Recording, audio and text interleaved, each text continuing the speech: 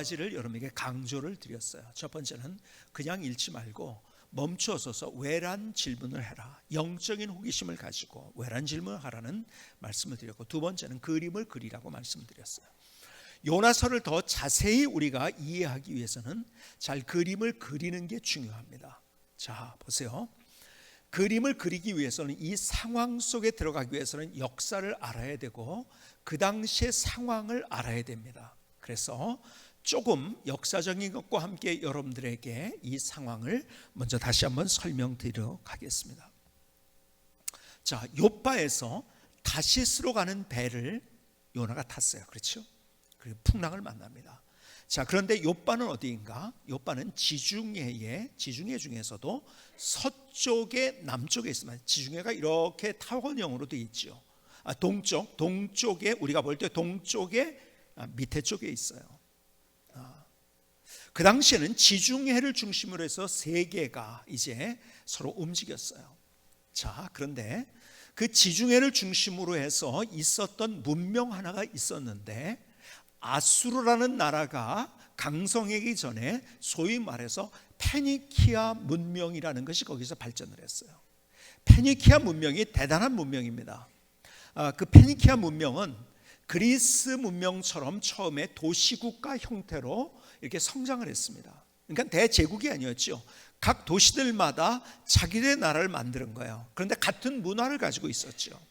자, 그러다가 이제 대제국이 만들어진 것은 아수르라는 제국이 만들어지고, 아수르 다음에 아시는 대로 바벨론이라는 제국, 그 다음 제국이 이제 페르시아 바사라는 제국, 그리고 그것을 또 정복한 제국이 헬라 제국입니다. 그리고 헬라 제국을 정복한 데가 바로 로마 제국이었죠. 역사는 이렇게 흘러갑니다. 그런데 그런 대제국이 만들어지기 전에 도시국가 형태로 한 문명이 그 지중해를 중심으로 해가지고 상당한 번영을 누리고 있었는데, 그것이 바로 페니키아 문명이라는 것입니다. 페니키아 문명이 절정에 다다랐을 때에 그 한쪽에서는 아수르라는 나라가 점점 강성해지고, 그건 내륙 쪽이죠. 그렇죠? 지금으로 얘기한다면 이라크 쪽이니까요.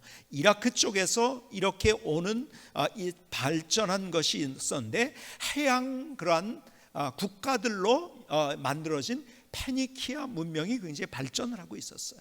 페니키아 문명이 얼마나 대단하냐면 유리를 만들어서, 그래서 유리를 수출하면서 그 배를 통해서 배의 어떤 해상권을 다 장악을 하고 있었고, 그래서 각 지역으로 다니면서 자기들의 좋은 물건을 팔고, 그 다음에 그 지역의 토산품들을 가져와 가지고 무역으로 또 돈을 많이 벌었어요. 그리고 페니키아 문명 중에서 제일 중요한 것은 여러분이 아시는 알파벳이 거기서 만들어졌죠. 알파벳이 만들어지면서 그것이 그리스 문자, 그 다음에 로마 문자, 또 영어, 이런 것들이 만들어지는 기초 단서가 되기도 했죠. 그래서 굉장히 대단한 나라였었습니다. 그런데 그 문명의 중심지는 어디였는가? 도시국가 형태였는데, 지금으로 얘기한다면 나라로, 지금 현재 있는 나라로 얘기한다면은 레바논이라는 나라를 중심으로 해서 그렇게 된 거예요. 레바논은 또 어디죠? 지금으로 보면 이스라엘의 바로 위에 헬몬산이라는 산이 있는데요, 산이 경계가 돼가지고 북쪽으로는 레바논, 남쪽으로는 이스라엘이에요. 이스라엘 쪽에서 욥바에서 배를 탔어요. 그리고 그 위쪽에는요, 그 당시 페니키아 시대에 주름 잡았던 대단한 그러한 나라들, 그런데 도시국가였지만은 그 도시국가들이 쭉 있었는데, 여러분이 성경에도 나오는 두로, 시돈, 이러한 대단한 나라, 페니키아 시대 때 최고의 그런 어떤 전성기를 구가했던 그런 나라입니다. 그 위로 비블로스, 그 다음에 지금 현재 레바논의 수도인 베이루트 같은 것들 쭉 해가지고 대단한 그런 도시국가를 만들고 있었어요.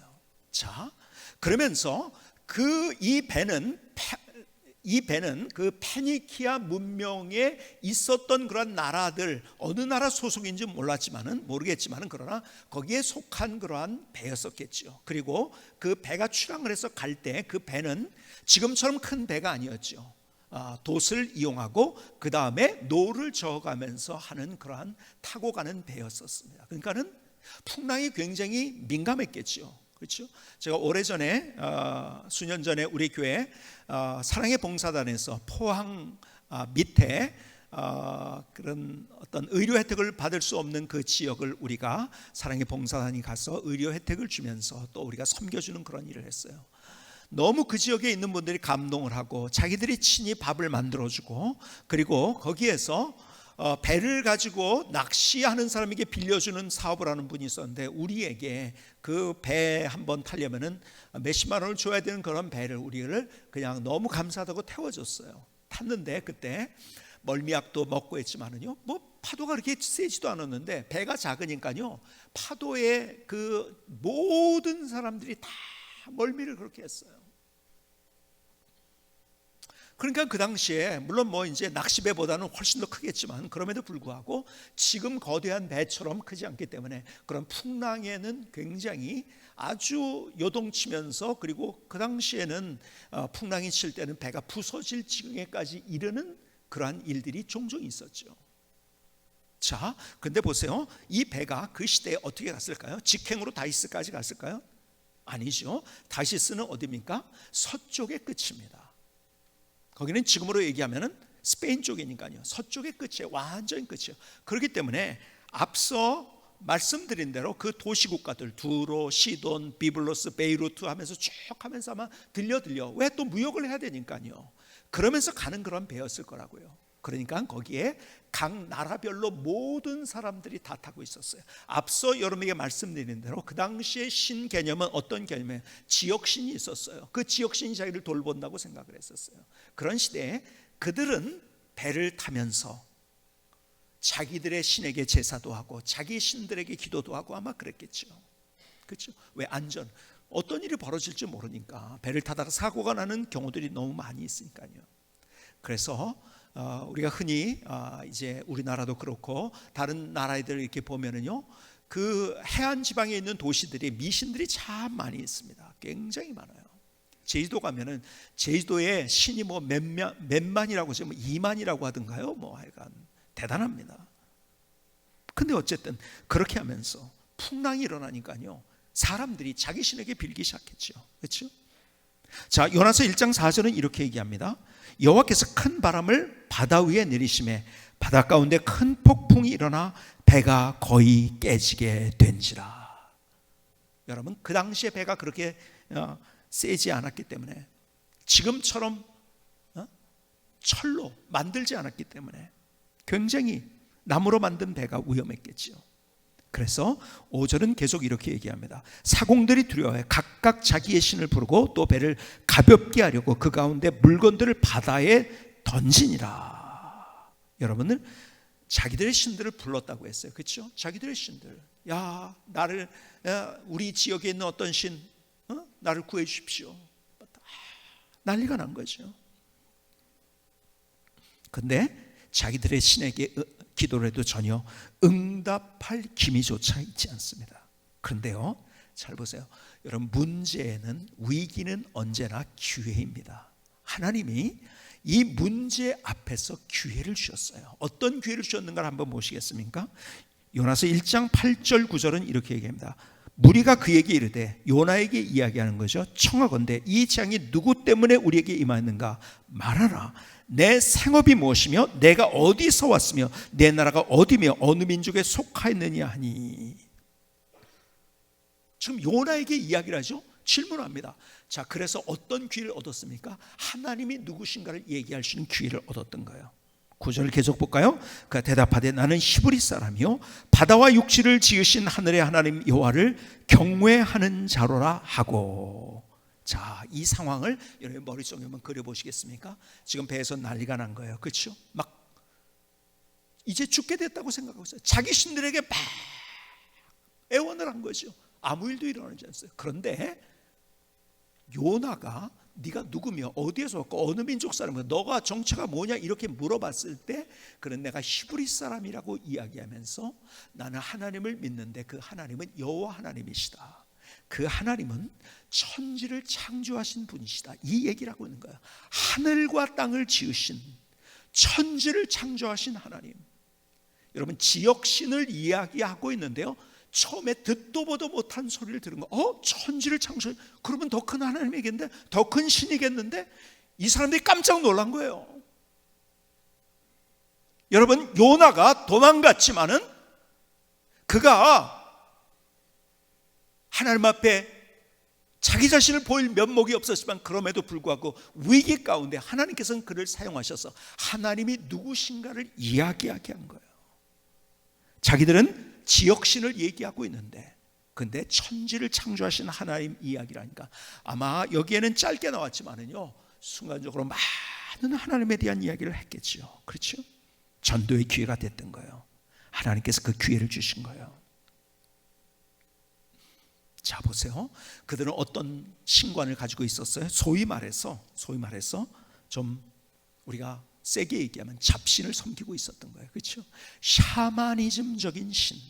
전에 여러분들에게 말씀드렸죠. 제가 대만에 갔을 때 갑자기 차가 안 가는 거예요. 밀려 있어요. 앞차가 안 가요. 계속 10분이 지나고 20분이 지나고 30분이 지나고 안 가는 거예요. 왜 그런가를 봤더니요 거기에 신나들이가 있는 거예요. 어떤 신나들이가 있냐, 이쪽 절에 있는 신이 심심하니까 마시를 저쪽 절로 마시를 보내주는 거예요.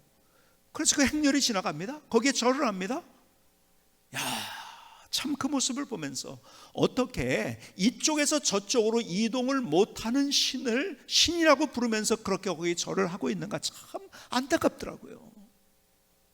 그런 샤머니즘적인 그런 신을 섬기고 있는 그들이 온 우주를 창조하신 하나님에 관한 얘기를 들었을 때 그들이 정신이 번쩍 드는 거예요. 그리고 어떤 일이 벌어집니까? 요나서 1장 14절에 보니까요 이렇게 얘기합니다. 무리가 여호와께 부르짖어 이르되 여호와여 구하고 구하오니 이 사람의 생명 때문에 우리를 멸망시키지 마옵소서. 무지한 피를 우리에게 돌리지 마옵소서. 주여와는 주의 뜻대로 행하십니다 하고 보세요. 그들이 기도가 누구에게로 이제 옮겨집니까? 여호와 하나님께로 옮겨집니다. 그들이 자기들의 잡신들에게 지역신들에게 기도했던 것이 여호와 하나님 앞에 기도하기 시작합니다. 어떤 결과가 벌어졌습니까? 오늘 본문은 그 풍랑이 잠잠해졌다고 이야기합니다. 그리고 이렇게 결론이 맺어졌어요. 요나서 1장 16절은 이렇게 기록합니다.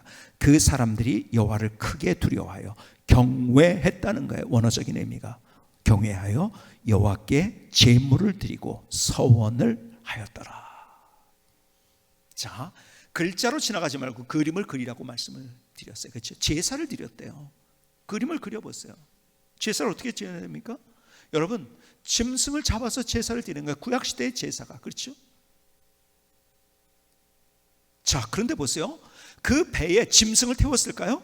태웠는지 안 태웠는지 모르겠어요. 그렇죠? 근데 거의 안 태웠을, 짐승을 안 태웠을 가능성이 훨씬 더 많습니다. 아니, 태웠다 할지라도 자, 자기들이 살아나기 위해서 모든 것들을 버렸는데 다 짐승이고 뭐고 다 바닷속으로 던진 거 아닙니까? 아무것도 없었어요. 그렇죠? 그러니까 그들이 제사를 드리기 위해서는 어떻게 했을까요? 일단 무트로 나와야만 했습니다. 자, 그런데 보세요. 우리 여기까지 그림을 그려볼 수 있어요. 여기에 이것에 대해서 자세하게 우리에게 설명을 하고 있지만 우리가 충분히 상상할 수 있는 게 그것입니다. 여러분, 제대로 제사를 드리려면 어디서 드리는 겁니까? 그 당시에는요 예루살렘 성전에서 제사를 드리는 거예요. 그렇죠? 제사를 드리기 위해서 그들이 가던 길을 멈추고 예루살렘으로 가서 제사를 드렸을 가능성이 굉장히 많이 있었다는 거죠. 여러분, 성경에 그것을 정확하게 기록을 하지 않았기 때문에 다 우리가 그렇다 아니다 할 수 없었지만 그럴 가능성이 많이 있었다는 거죠. 그러나 분명한 것은 그들의 배의 머리를 돌려서 무트로 나와서 그들이 제사를 드렸다는 거죠. 최소한도로. 거기에는 모든 사람들이 여호와 하나님이 누군지를 알고 경험하고 다 믿게 됐어요. 그들의 인생이 달라졌어요. 여러분, 여기에서 우리에게 보여주는 중요한 한 가지 메시지가 있어요. 그게 뭔지 아세요? 첫 번째 중요한 메시지는 이거예요. 하나님께서는 우리의 만나는 문제를 통하여서 하나님의 드라마를 또 만드신다는 거예요. 자, 보세요. 요나는요 도망갔어요. 그렇죠? 그래서 풍랑을 만났어요. 그런데 그것을 도망간 걸로 풍랑으로 그냥 끝나지 아니고 그 너머에 하나님께서는 새로운 일을 보여주신다는 거죠. 그래서 로마서 8장 28절에 이런 말씀하시고 우리가 알거니와 하나님을 사랑하는 자고 그 뜻대로 부르심을 입은 자들에게는 모든 것이 합력하여 선을 이루느니라. 여러분, 오늘 본문을 통해서 우리에게 주시는 중요한 메시지 가운데 하나는 이거예요. 우리가 문제를 만난다는 거예요. 여러분, 문제 없이 인생 사는 사람이 있을까요? 오늘 문제 하나도 없이 여기 온 분 계실까요? 아니요. 저를 포함해서 우리는 다 문제가 있어요. 다 문제 속에 삽니다. 문제가 엉키고 또 엉키기도 합니다. 어떤 면에서는 풀 수 없는 문제같이 보이기도 합니다. 도대체 이것이 왜 이런 일이 나에게 일어날 것인가 하는 그러한 심각한 문제, 절망적인 문제도 있어요. 근데 분명한 사실은 하나님은 그 문제를 문제로 끝내지 않는다는 거죠. 그래서 잠언서에는 이런 말씀에 악인은 재앙으로 인해서 넘어져요. 그러니까 어떤 문제를 만났을 때 악인은 어떻게 됩니까? 거기에서 그냥 넘어지고 마는 거예요. 끝인 거예요. 문제가 끝이에요, 그냥. 그런데 의인은, 하나님의 사람들은, 하나님을 믿는 사람들은 7번 넘어질지라도 다시 일어나느니라. 여기서 7전8기라는 말이 여기서 나왔죠, 잠언서에서. 우리가 오뚜기같이 다시 일어날 수 있는 이유, 문제가 끝이 아니라는 거예요. 문제 너머에 기가 막힌 하나님의 드라마를 준비하고 계시다는 거예요. 여러분, 늘 언제나 하나님 안에서는 문제가 문제로 끝나지 않아요. 문제 너머에 하나님의 드라마가 있는 거예요.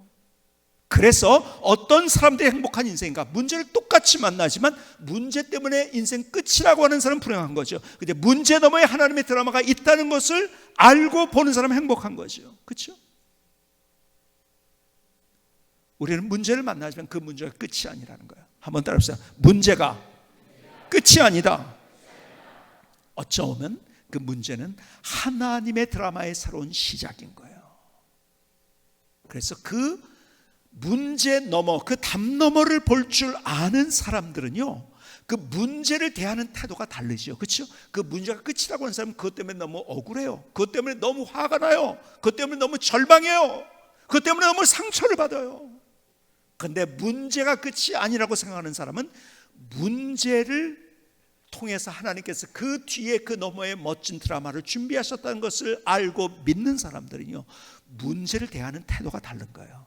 어쩌면요, 그 문제 때문에 그 마음이 더 설레질 수 있고, 문제를 직면하면서도 그것 때문에 거기서 좌절하지 않고 그 문제 앞에서 오히려 문제를 뚫고 갈 수 있는 힘과 용기를 가질 수 있는 거예요. 왜요? 그 너머에 다른 것이 있으니까요.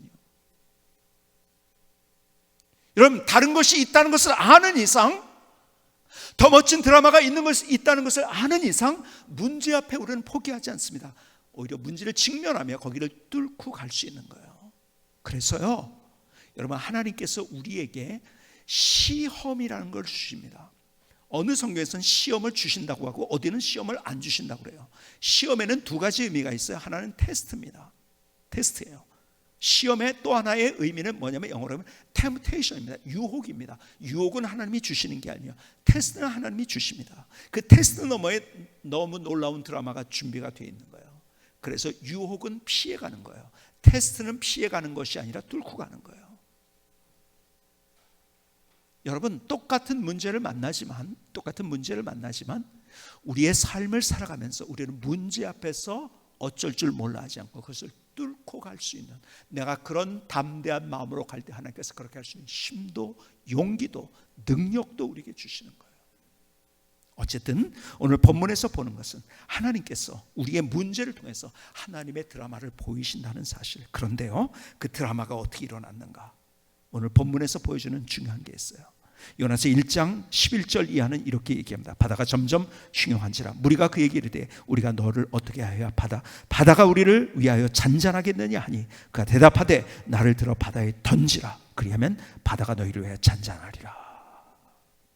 너희가 이 큰 폭풍을 만난 것이 나 때문인 줄 내가 아노라 하니라. 참 여기서 대단합니다. 요나가 이제 깨달은 거예요. 뭘 깨달았습니까? 어떤 문제가 있었을 때 너 때문에 그래 우리는 얘기합니다. 그런데 나 때문에 그렇다고 생각하는 사람은요, 거기서도 문제가 풀리는 거예요. 나 때문이라고 생각했을 뿐만 아니라 그는 이렇게 얘기합니다. 나를 바다에 던지라고. 무슨 말입니까? 요나가 목숨을 걸었다는 거예요. 요나는 목숨을 걸었어요. 여러분, 성경에서 이야기하는 정말 중요한 하나님의 원리 가운데 하나는 뭔지 아십니까? 그것은 죽어야 산다는 거예요. 죽어야 산다. 여러분, 십자가의 죽음이 있었기 때문에 부활의 영광이 있는 거예요. 근데 우리는 안 죽으려고 해요. 아니에요. 죽어야 산다는 것이 성경의 가장 중요한 메시지 가운데 하나예요. 그래서 어떻게 됐을까요? 사도 바울을 한번 볼까요? 사도 바울은 그의 삶 속에서 어떤 인생이었어요? 예수님 만나기 전과 만나기 후가 완전히 달랐어요. 자, 보세요. 자기가 살았어요. 예수님 만나기 전에 자기 논리, 자기 생각, 자기 경험, 자기의 종교성, 그래서 자기가 가진 것이 최고라고 생각을 했어요.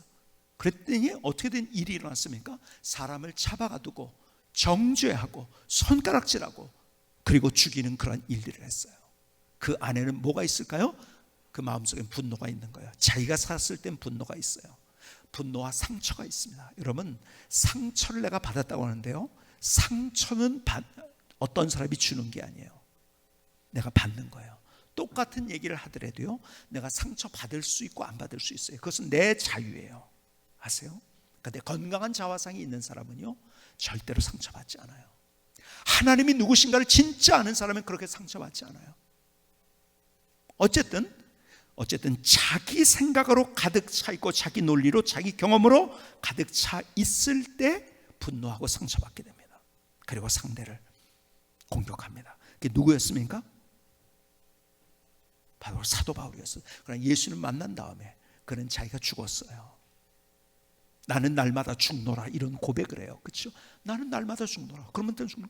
여러분, 여기에서 요나가 육체적인 죽음만을 의미하는 것이 아니라 자기가 이제까지 가졌던 하나님의 말씀을 떠나서 자기 마음대로 살렸던 분명한 자기 논리가 있었잖아요. 앞서 우리가 같이 그 이야기를 다 봤어요. 그렇죠? 자기 논리가 있어요. 자기 생각이 있어요.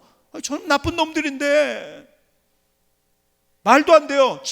잔혹한 놈들인데 거기 가서 하나님의 복음을 얘기하라고 해요. 말도 안 됩니다. 그리고 하필이면 나예요. 자기 논리가 있었어요. 그런데 여기에서 어떤 일이 벌어지는가? 자기 논리, 자기 합리화, 자기 생각, 자기 경험을 다 죽인 거예요. 여러분, 그래서 하나님의 역사가 일어난 거예요. 사도 바울이 또 그랬고요.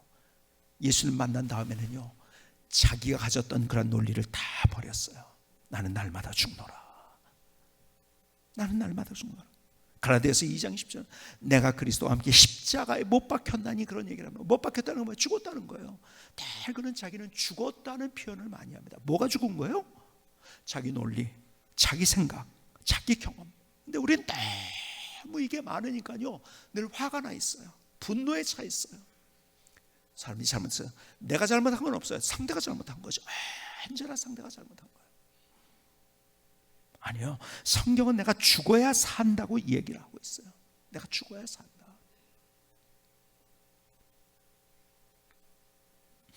여러분, 하나님의 드라마를 경험할 수 있었던 것은 요나가 죽었던 거예요. 여러분, 예수님께서 산상수훈의 첫 번째로 소위 말해서 팔복을 말씀하셨어요. 그렇죠? 이런 사람 복되다고. 첫 번째가 뭔지, 심령이 가난한 자가 복이 있다고 말씀하세요. 첫 번째 선언입니다. 그게 뭔지 아세요? 심령이 마음이 가난하다는 건 뭐죠? 내 논리, 내 경험, 내 생각으로 가득 차 있는 인생은 행복한 인생이 아니고 불행한 인생이라는 거죠. 내 그 모든 것들을 비워버린 상태, 다시 말해서 내 생각이 죽어진 상태, 내 생각, 내 논리가 포기된 상태가 됐을 때 거기서 하나님의 역사가 일어난다는 거예요. 오늘 본문에서 이야기하는 첫 번째, 하나님께서는 우리의 문제를 통해서 하나님의 드라마를 보여주신다는 이야기를 하시고, 두 번째는, 그런데 그 역사는 어디에서 출발되는가? 내가 죽을 때 내 생각이, 내 경험이. 근데 우리가 때문에 내 말이 다 맞아. 부부간에도 마찬가지예요. 우리의 모임 속에도 마찬가지예요. 우리의 관계 속에 마찬가지예요. 여러분, 내가 죽을 때, 내 생각이 죽을 때 사실은 사람들이요, 거기서 감동받고 나를 따라오게 돼 있어요. 근데 정말 더 중요한 것, 오늘 본문의 가장 중요한 이야기는 이것입니다. 여러분, 여기에 하나님의 마음이 무엇인지를 보여주고 있는 거예요. 하나님은 나라와 민족과 열방과 나를 떠나서 내 주변에 있는 모든 사람들이 다 모두가 하나님을 알고 하나님을 믿는 것, 이것이 하나님의 심장에 새겨진 그 마음인 거예요. 하나님이 나를 사랑할 뿐만 아니라 어쩌면 나와 원수된 그 사람까지도 사랑하시는 하나님. 그래서요, 요나서의 마지막 장에 그 얘기를 우리가 또 보겠지만 요나서 4장 11절에는 이렇게 얘기합니다. 하물며 이 큰 성읍 니느웨에는 좌우를 분변하지 못하는 자가 12만여 명이요 가축도 많이 있나니 내가 어찌 아끼지 아니하겠느냐 하시니라. 이 이야기 어디서 나왔습니까? 햇빛이 너무 심한데요, 박넝쿨이 있는 거예요. 그 박넝쿨에 가려가지고요, 그 중동 지역에는요 그늘만 들어가면 시원하거든요. 그 박넝쿨 때문에 너무 시원한 거예요. 너무 좋아한데 그 박넝쿨이 말라버린 거예요. 화가 난 거예요. 그러니까 그때 그 모습을 보면서 하나님께서 너 박넝쿨 하나도 아끼는데, 박넝쿨 하나도 아끼는데 좌우를 분별하지 못하가 12만 명이나 니느웨에 있는데 내가 어찌 그들을 아끼지 아니하겠느냐. 요나가 있는 곳에서 그 요나 주변에 있는 모든 사람들, 배 타고 있던 모든 사람들이 하나님의 누군지를 알고 그들의 삶이 새로워진 것처럼 하나님께서 나를 사용하셔서 내 주변에는 모든 사람들이 주님께로 돌아온 것, 물이 바다 덮은 것 같이 하나님의 영광을 인정하는 것이 온 세계, 이것이 주님의 마음인 거예요. 그래서 누가복음에는요, 누가복음에 세 가지 비유가 있어요. 15장에 보면, 그렇죠? 뭐가 있죠? 잃어버린 양의 비유, 잃어버린 드라크마의 비유, 또 하나는 잃어버린 아들의 비유가 있어요. 그렇죠? 아들의 비유, 잃어버린 아들. 그래서 그것을 잃어버린 자들이라고 표현합니다. 영어로 얘기하면 the lost라고 얘기합니다. the lost, 잃어버린 자들. 잃어버린 양이 있었어요. 91마리가 있지만은 그 한 마리를 찾아 나서는 목자의 마음, 이것이 내 마음이다, 주님 말씀하신 거죠. 배반하여 떠나갔던 그 아들, 아버지의 마음을 후벼 파놓고 아프게 해놓고 떠나갔던 그 아들. 근데 그 아들마저도 기다리고 찾고 계신 주님의 마음, 이것이 하나님의 마음이라는 거예요.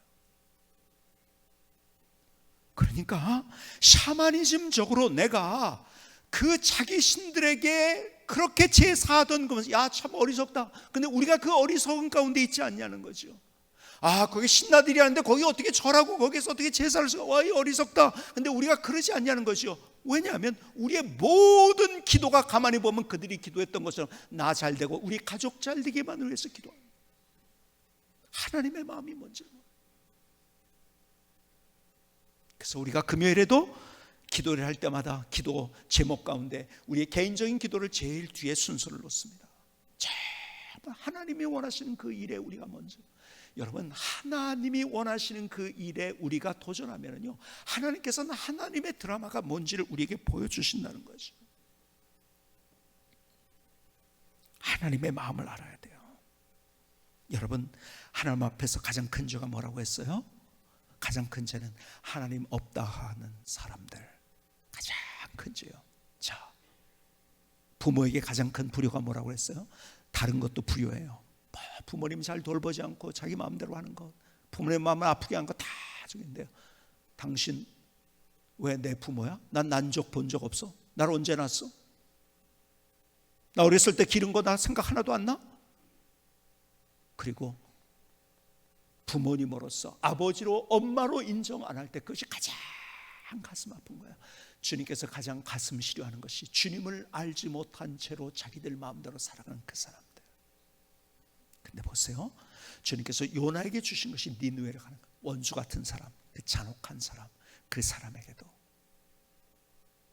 주님께서는 그들에게 복음을 전해야 된다는 이야기를 해주고 있는 거예요.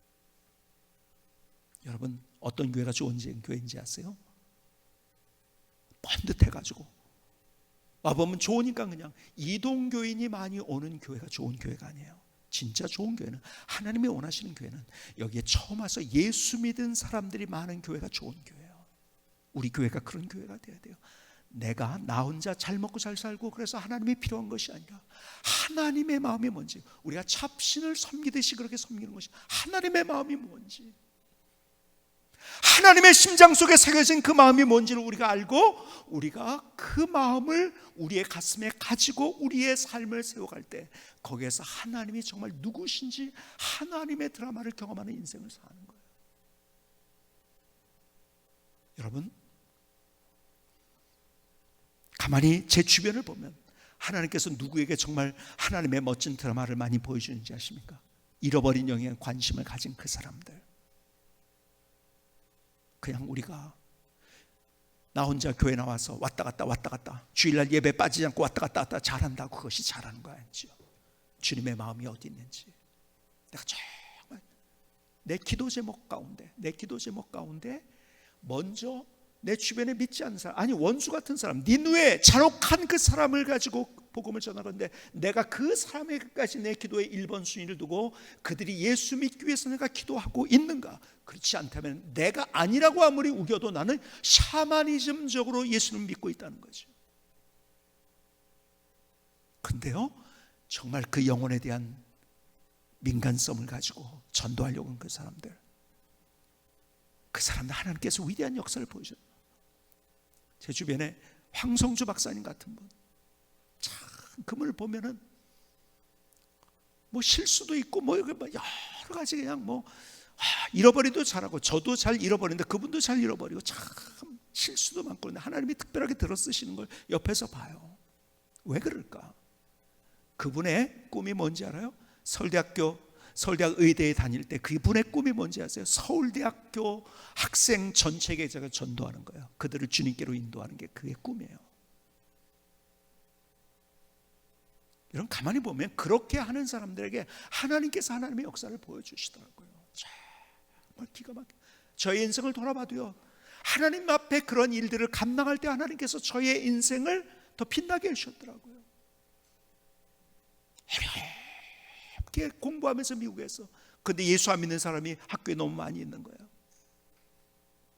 내가 못 먹어가면서 그들을 먹여주면서 한식 있다고 오라고 해가지고 결국 그 사람들이 다 예수 믿고 그래서 목사가 되고, 근데 그런 일들을 통해서 하나님께서 내 인생을 빛나게 해주셨더라고요. 가만히 보면 왜? 하나님이 원하시는 일이 그것이니까요. 과정 속에서 하나님께서 그렇게 저의 인생을 인도하셨더라고요. 오늘 요나를 통해서 우리에게 주시는 말씀, 첫 번째, 여러분, 우리가 만나는 문제 너머에 하나님께서 준비하신 드라마가 있다는 거예요. 그래서 어떻게 경험할 수 있는가? 내가 죽고 내 안에 예수님이 살 때, 그리고 하나님의 마음이 뭔지를 알고 그 마음에 내 가슴에 담고 내가 하나님의 마음 때문에 내 삶이 움직여질 때 우리는 하나님의 역사를 멋지게 경험하며 위대한 인생을 살아갈 수 있는 거예요.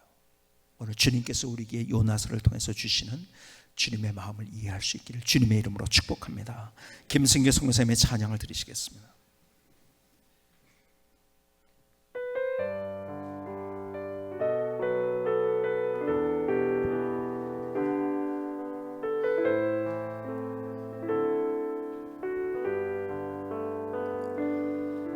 하나님의 가슴에 새겨진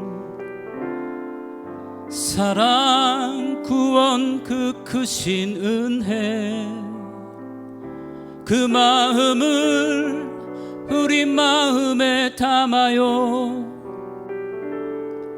나의 이웃을 향해 그 마음을 전해요.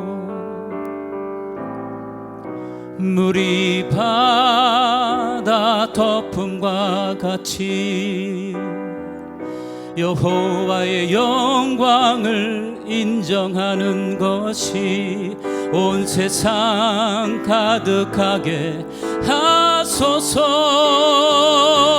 주님의 마음이 온 땅에 녹아지도록 그 일에 나를 사용하소서. 하나님의 가슴에 새겨진 사랑 구원 그 크신 은혜 그 마음을 우리 마음에 담아요. 나의 이웃을 향해 그 마음을 전해요. 물이 바다 덮음과 같이 여호와의 영광을 인정하는 것이 온 세상 가득하게 하소서. 주님의 마음이 온 땅에 녹아지도록 그 일에 나를 사용하소서. 주님 그 일에 나를 사용하소서.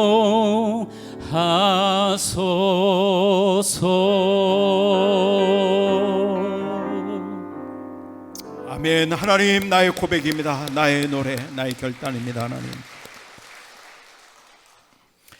지난주에 말씀드렸던 대로 이 시대가 어떤 시대인가? 세상이 우리를 향해서 손가락질하는 시대예요.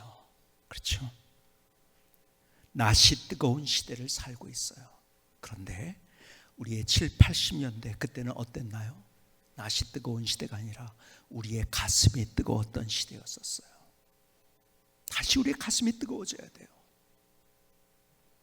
어쩌면 우리가 사람들에게 손가락질 당하면서 낯 뜨거운 우리의 시대를 만들어가는 것이 아니라 이 시대에 다시 우리가 가슴 뜨거운 시대. 그래서 계속해서 우리가 마지막 찬양을 부름받아 나선 이모에게는 찬양을 드리고 있어요. 우리의 가슴이 뜨거워지자고요. 우리의 가슴이 차가워진 채 우리의 낯이 뜨거워진 그런 시대를 살아가고 있어요. 그러기에 우리가 이제는 나 혼자, 우리 가정, 우리 애들이 아니라 그걸 뛰어넘어서 요나는 여기에서 자기 좁은 마음이 완전히 깨져버린 거예요. 좁은 마음이니까 하나님의 마음이 뭔지도 모른 채 하나님 말씀하시니까요, 화가 난 거예요. 반발한 거예요. 도망간 거예요. 근데 그 마음이 여기서 깨져버립니다. 그 나가 중심적인 마음이 깨어지고 내가 죽고 그리고 하나님의 마음이 뭔지 그것을 내 가슴에 담을 때, 그것으로 뜨거워질 때 다시 우리 인생은 달라지는 거예요. 그래서 우리의 기도의 제목, 여러분에게 이렇게 도전을 드리고 싶어요. 여러분 주변에 있는 사람들, 그분들이 주님 예수님을 믿기 위해서 여러분들이 먼저 기도하셔야 돼요.